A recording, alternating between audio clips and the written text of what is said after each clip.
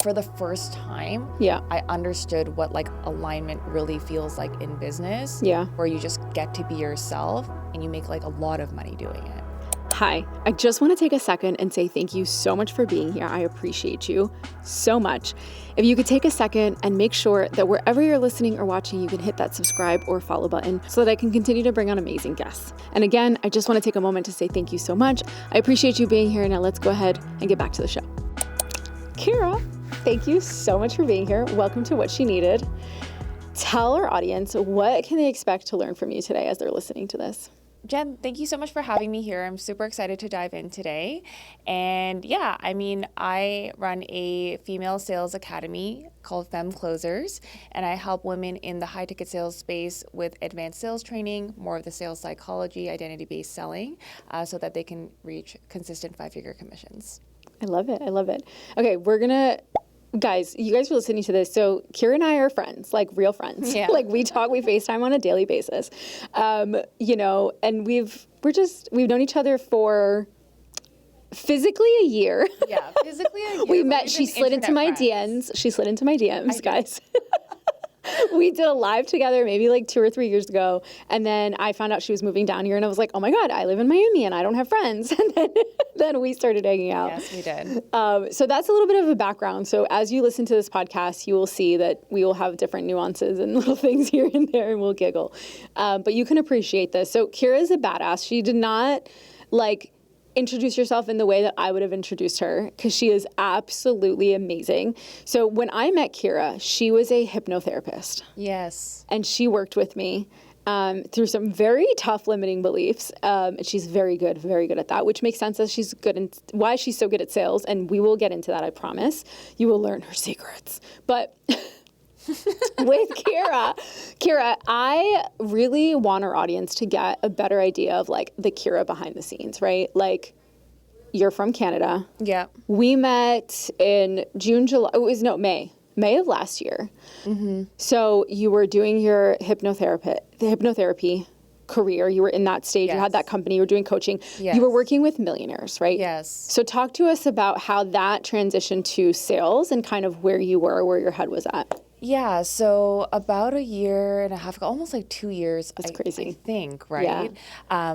I had the hypnotherapy business. I was doing reprogramming work for the top 1%, and my business was doing well. Yeah. Right? Like we were doing like 20 to 40K a month, but I could feel like I was kind of stuck, right? I felt internally kind of over it, and all my clients, if they ever hear this, I love you all. But I knew that there was something bigger for me. Yeah. And I knew there was a pivot coming. And I felt like I was doing everything right, like doing all the investing, building the business, but like I couldn't break through a ceiling. Yeah. I was stuck. And so that's when I found sales, and I'd always been in sales, but I realized that there was this connection between NLP, right, and actually really high level advanced sales, and then the light bulb just kind of like went off in my mind where I was like, oh, I think this is the next path for me. And so from there, I actually took a step back and had a little bit of an ego death because I was like, well, I'm moving from being an entrepreneur to actually being like a 1099 worker again. Yeah. And I was like, okay, well, I'm going to step back because I need to get into the trenches and start from ground zero. Yeah. Knowing that in the long run, I was going to build another business. Yeah. Because at the time as well, when I was looking into sales coaches, there were a few female coaches, but they were very foundational, basic programs, like kind of learning sales. Yep. And then all of the more advanced programs were more of the male-dominated type of sales, like more of the pushy bro tactics. Yep. And I was like, there has to be something for women. So I knew in my mind, down the road, I was going to build this company, but I needed to first be in the trenches, like fully experience it, like do the thing. Yeah. And then, I knew down the road I was going to build this business. And this wasn't essentially like, even your hypnotherapy business wasn't your first business. Like you've had several businesses. I want, share with us these several businesses and because I feel like you and I talk about this a lot. Like I have been going through a personal transition with a business where I've recognized, and you guys, my audience knows this because I've shared this with them, where I feel like something has to shift, right? It doesn't feel 100% me. I feel like when you're in my containers and when you're inside my programs, my clients are like obsessed and they never leave and like they love what I do. But I think the outside audience, as much as I try to like be my most authentic self and share every part of me, I don't think my audience really sees how, and Kyra says this all the time to me, by the way. She's always like, it just doesn't feel like completely you. And she's right. I mean, it is you. Yes. There's like another layer. When I think of Jen, like the super fun Jen super that your fun. clients get to see. You heard it here, guys. Yeah. I'm so fun. She's super fun. But yeah, no, to your point. So the very first journey into entrepreneurship was my gym. Yeah. And that's when I made the leap from 9 to 5 into entrepreneurial world. But unfortunately, I invested my life savings and then COVID happened. And so then I was broke, which is how I then found coaching. Right? I invested into my first coaching program, put it on a credit card, was scared out of my mind. My immigrant parents, like voice in the back of my head, like you're ruining your life. But it all worked out, right? Yeah. And then that whole transition, like every coach out there in the world, you have about 8,000 niches before you land on the one that feels the most right for you. But even then, as you mentioned, I knew something was not in alignment because everything felt harder than it should. And although I was like doing well, there's one side of me where I was like, okay, I feel like it shouldn't be this hard. Right? Like you see those people on the internet that's like, everything's in alignment and like money feels easy. And I'm like, what the heck are these people talking about? Like I know, like technically I know, but like I'm doing everything right. So what gives, right? I've invested like hundreds of thousands of dollars. Okay? Guys, I'm laughing because I literally said this to her the other day. I'm like, so Kyra, we'll talk about this as well. Kyra had her first $100,000 month, over $100,000 by the way.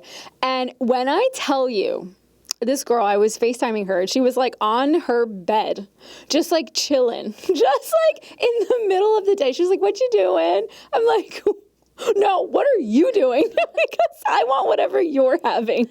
Yes, and then to your point, in the previous business, it was like what you explained, where I was obviously being myself. Right. I had a really great expertise. Yeah.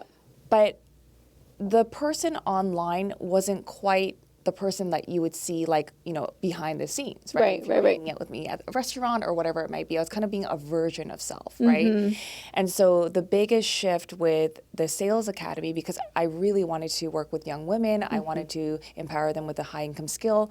I'm all about mastery, no BS, like really just be the best and put yourself in the best possible position to build whatever life you want. If you want the Porsche, go for it. If you want the Pilates matcha, go for it. If you want to just help your family or, retire early, like whatever your goals are, just have the skill. I want you to have the skill to be empowered.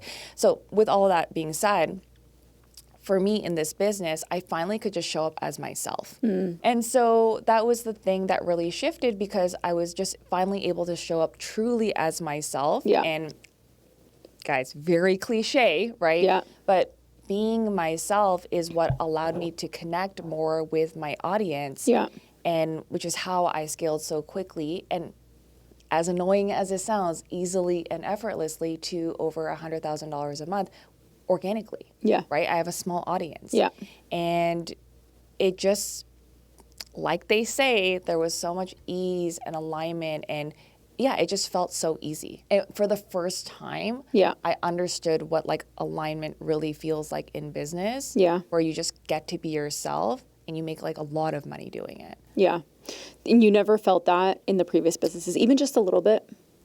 Kind of, I guess, but it just always felt like I was still being a version of myself. Like every time I would talk to even my coaches or friends, they're like, I want to see this side of you. On Instagram, right? And I was like, but I can't because then they won't take me as seriously or I won't look as professional. But that's the part of you that people want to connect with because there's a million sales coaches out there. There's a million business coaches out there. But like, why you? And that part of you that is like, again, so corny, but the part of you that's like your most authentic self, the things that really make you you, your quirks, that is what people are gravitating towards and is the differentiator of like, why you? Yeah. It does sound really corny and cliche. It totally does, right? But it's so much deeper than that. And I think, there's a saying that you can hear something the first time and it doesn't land, but you hear it like the second time, you're like, oh shit. And it's about the time in your life that you needed to hear it. And I was thinking about this the other day. You hear coaches and you hear people say like, oh, you have to show up, you have to be your most authentic self, blah, blah, blah. And it's like, yes, they're talking about showing up on social media and they're talking about like, sharing the parts of you that people don't see to create that differentiator. But ultimately what they're also saying is being in alignment with what you're actually doing. Yes. So like as Kyra's saying this, whoever's listening, I want you guys to remember that it's not just like showing up on social, because I showed up on social media. I have no problem showing up. Like I've been doing it for years. Like that isn't the problem. It is something about, and you can feel it. Yes. And I think as like the internet continues to like mature, like the online space continues to mature, energy will be the next currency. And you can feel when someone is completely and utterly in alignment with what they are doing. And like, that's also to say that you can feel like, even if they're not 100%, but they're going in the right direction, you can see it. You're like, okay, this person isn't such, and then you can also see the ladder. Yes. Yeah. So like, I think to highlight being less perfect, right? Like yes. That's the thing. Yeah. That we've had many conversations about. Yeah. And the other thing to your point is that the congruency of someone like being themselves, and also for me in this business is just, sales is so easy for me. Yeah. Right? Like I am just like in my zone of genius. I could make so much content about it because I could talk about it for hours on end. Yeah. Right? Yeah. So that's the other thing too, where there is so much ease because it's like, it truly is easy to talk about. Right. Right? So like, make it easy, guys. Yeah. Okay, so I also know that you didn't like sales. Yes. That you were terrible at sales. Yes. Like you did it to do it because you knew that it was part of a functioning business and you needed to make money. And you still were, your words, bad at it. Yes. And now she is sick. So tell me, how did you change that reframe? Because I think that's one of the biggest things my clients struggle with. Yeah, so years ago when I had my first sales job, I actually ended up quitting. What was your first sales job? It was as a setter. I was a setter for like a medical clinic. And when was this? So this is like probably like over 5 years ago. Wow. Right? Okay. And I sucked. Like I did not know what I was doing. I was reading a script. I would always be so stressed out. Like, did my appointment show up? Yeah. Did they end up closing? And I remember this one weekend, I was so close to like hitting like a really big commission. But if I missed that one sale, like I basically made nothing, and I missed the sale and my entire weekend was ruined. Ugh. And I was so stressed out, and I was like, I just can't do this anymore. I quit, right? Mm-hmm. And the thing I always remind the women in sales is that you don't hate sales, you just hate being bad at sales. Yeah. Because if we're good at things, like think about humans in general, we don't like things that we're good at. Right? Yeah. And the thing with sales is that it's just simply a skill, right? So when I eventually got back into this space, and yes, as an entrepreneur, of course, you just have to learn how to do sales. But even then, like if you saw me a year and a half ago, I would get an objection. I would just set the follow-up. Yeah. I did not know how to handle objection if my life depended on it, right? And so this is where when I realized and I was exposed to another level of sales based in identity, right? How do we shift someone's identity from stuck in their limiting beliefs to becoming empowered, right? So that they actually take action to change their life, whether it's in business or in health or in relationships.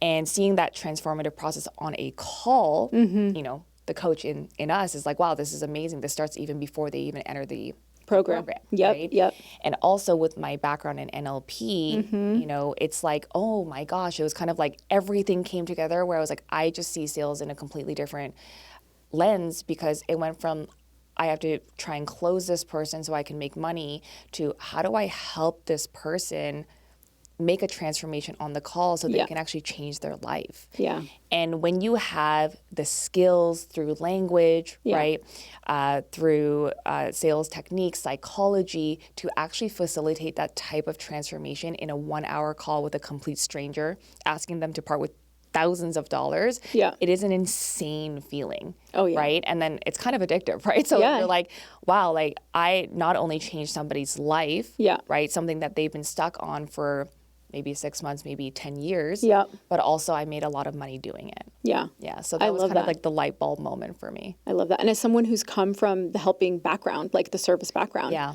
I can see why that transition was just so much naturally easier for you. 100%. Yeah.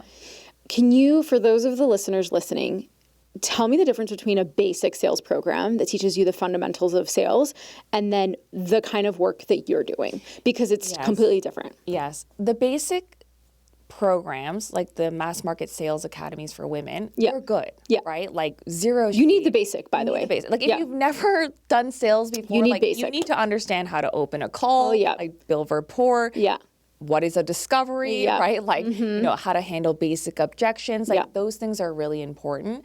But the thing is, it's like, that's like high school. Yeah. Okay. Yeah. But then you need to go to college, right? And grad maybe school. even get a master's. Yeah, exactly, right? Yep. And so it's just the difference of, you know, getting started. Typically the program that gets you started in high ticket sales is not going to be the program that gets you to consistent 5-figure commissions. Right. Granted, you could get very lucky on a unicorn offer where you don't need a ton of skill and you could make $10,000, $20,000, $30,000 a month. Yeah. But that is going to be a very small percentage of very lucky. It's the exception, not the rule. Exactly, right? And what I do that is different is, as I mentioned, the identity-based selling. Okay, this is how we actually quote unquote sell without feeling overly pushy, but still like challenging someone to their highest self. Yeah. Right? Yeah. More of the advanced sales psychology, because a script cannot tell you how a person is going to think, their belief structures, their behavior, which is going to drive their action.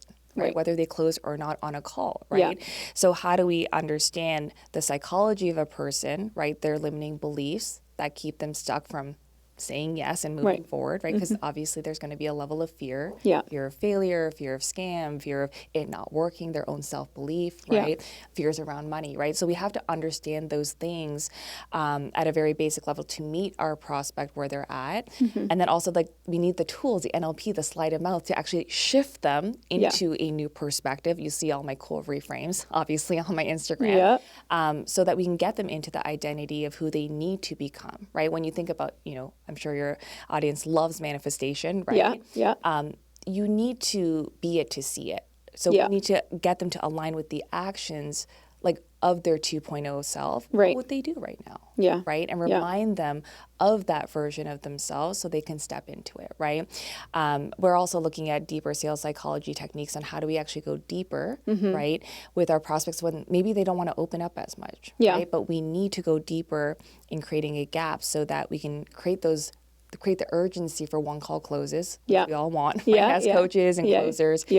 And also looking more of like the mindset of ourselves, right, as closers or coaches, because one, how you perceive sales is going to determine how well you perform. Because if you at all think it's about taking someone's money or, oh no, I don't want to be too pushy, we're not going to challenge our prospects in a way that is going to hold them to their highest self, but also our own limiting beliefs, right? The objection you give, sorry guys, is the one that you're going to have an impossible time overcoming.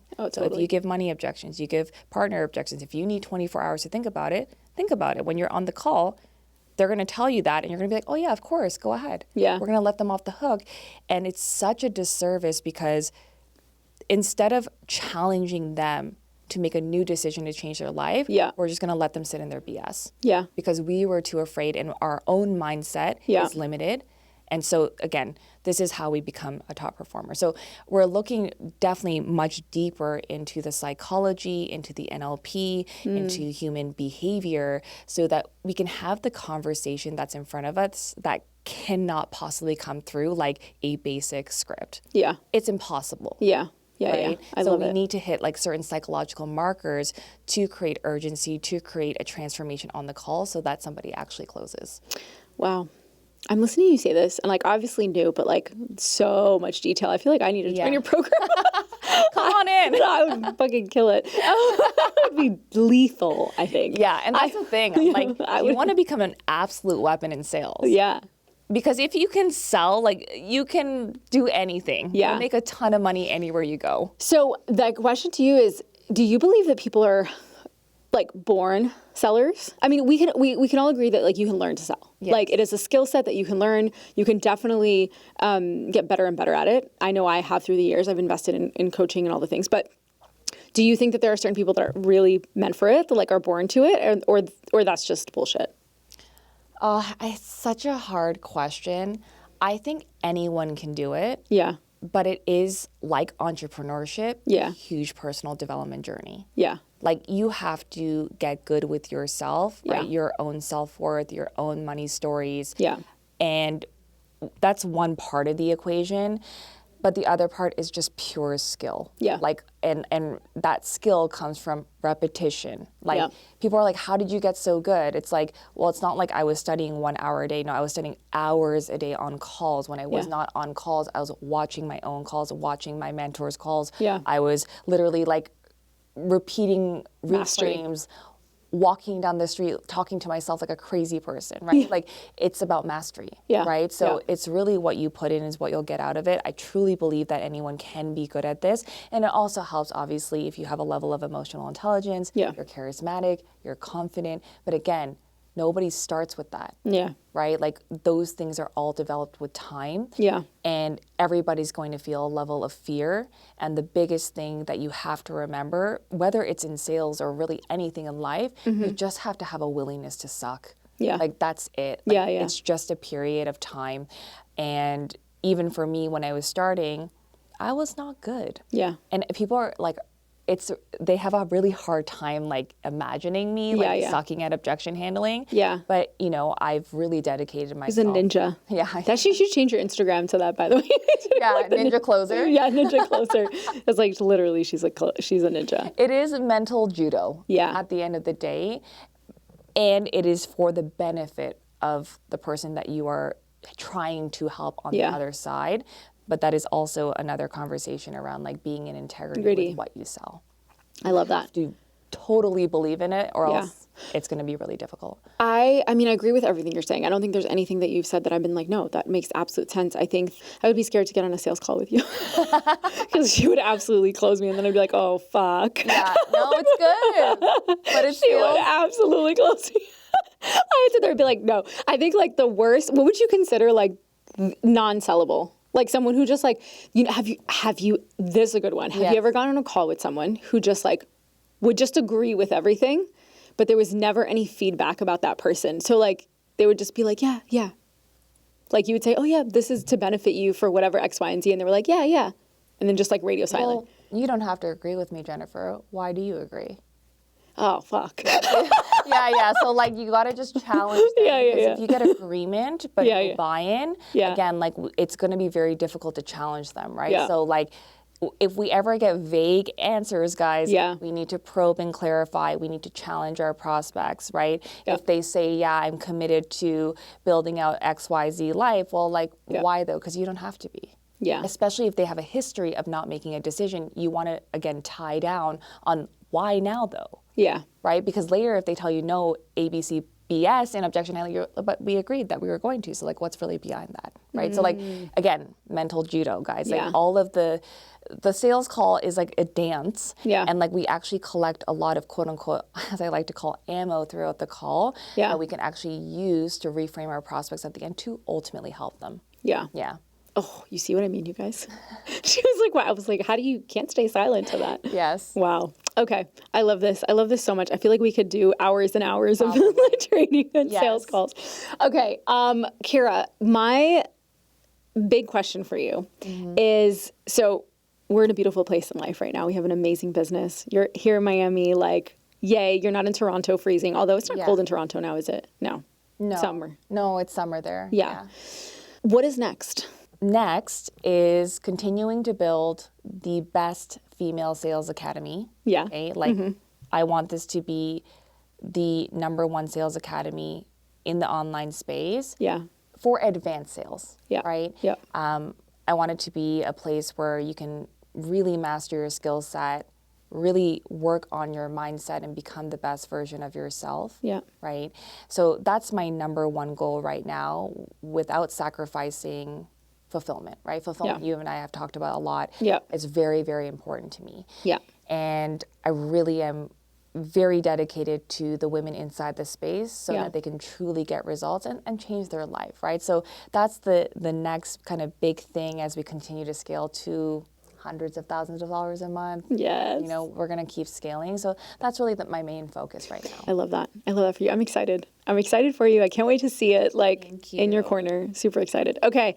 I guess we'll do rapid fire.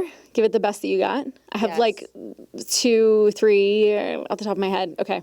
Okay. Okay. For sure. Let's do it. So a client interested in joining but doesn't have the money right now. It's too expensive.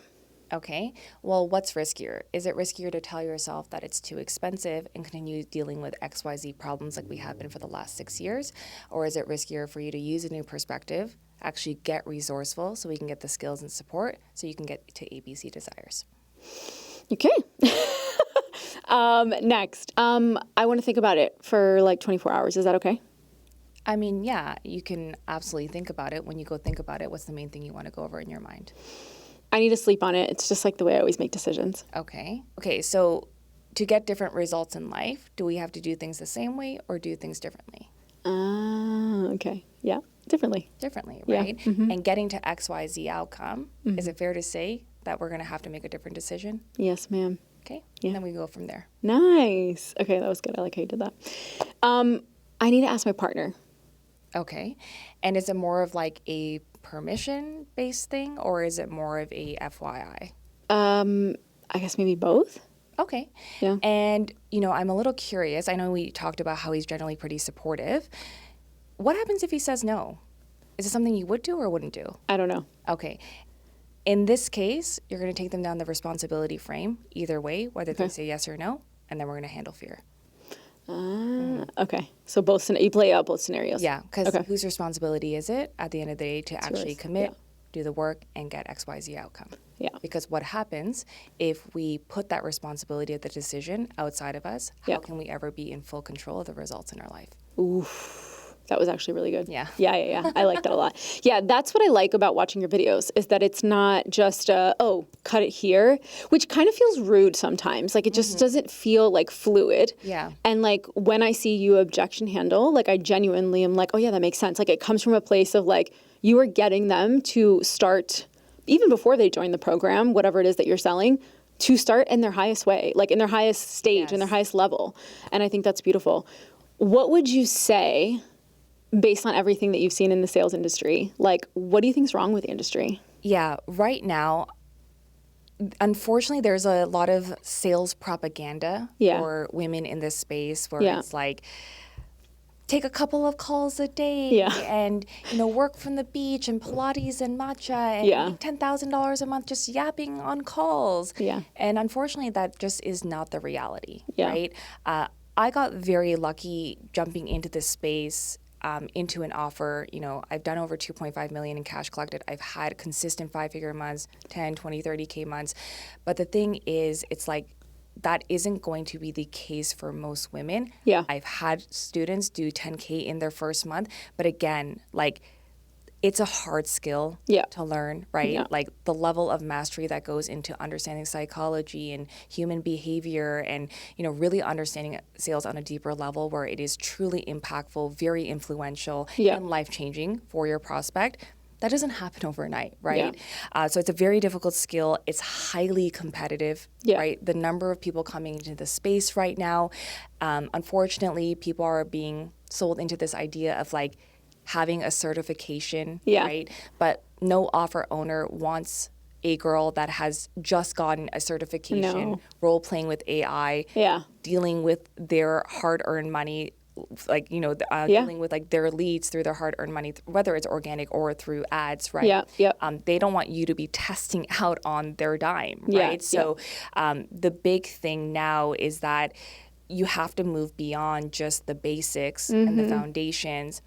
You have to understand that for some of you, you may not make money in your first 3 or 6 months. But if you are committed to the long-term vision of putting in the work, getting the reps, maybe starting as a setter or an outbound dialer and, you know, setting your own calls and putting your ego to the side and not just stepping into your dream offer and making $10,000 a month, like you're actually committed to making this work. Like there is zero way that you will fail. Yeah. But you have to be willing to put in the work. You have to be willing to have continued mentorship. You have to be willing to put yourself out there, probably in a lot of offers that you don't love or that suck in the beginning, stack and so on and so forth.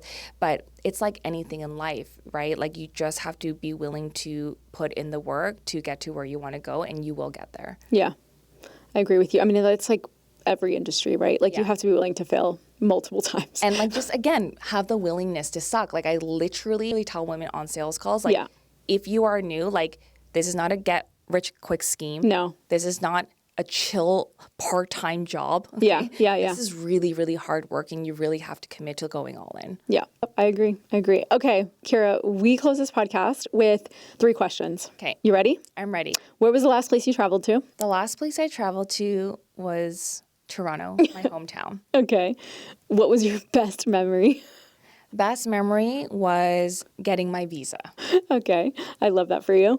And then the last question is, if there is, even just a year ago, anything that you could tell younger Kyra that you now know that you wish you knew then, what would you tell her? You're going to make it. Don't give up. It's so cliche, but it's so true. Yeah. Right? It's something that really stuck with me. And again, it's Alex Hormozi. I'm not like into like super pro, culture, but he said something really important the other day that really stuck with me. And he said, stay in the game long enough for luck to find you. Yes. Right? I agree with that. So why not be the person that luck finds you? Yeah. And be that person that just stays in. Right? Were you really going to think about quitting? I was never thinking about quitting, but I just am so glad that I finally just found the thing. Yeah. Because I always think every new thing is going to be the thing. Yeah, and now it's finally the thing. I love this for you. Well, thank you for being here. Where can everybody find you? Yes, at Kyra Closes. I mostly hang out on Instagram. And yeah, just come find me there. Perfect. Chat. We'll add everything in the show notes, guys. Thank you for listening, and I will see you in the next episode. Amazing.